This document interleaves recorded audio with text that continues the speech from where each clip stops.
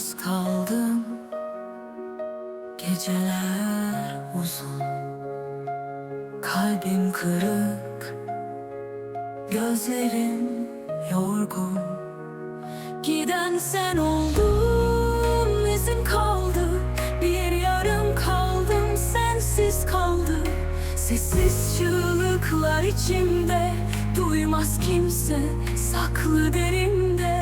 Sevda bitti, umut söndü, kalbim sana dönmek istedi. Gelme artık, yolun kapalı, kapalı. Sevdam bitti, içim yaralı. Sonbaharda solan yaprak, benim kalbim senden uzak.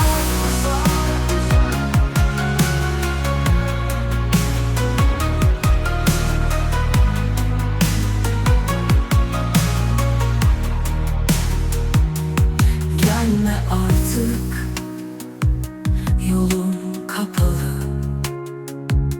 Sevdam bitti, içim yaralı. Sonbahar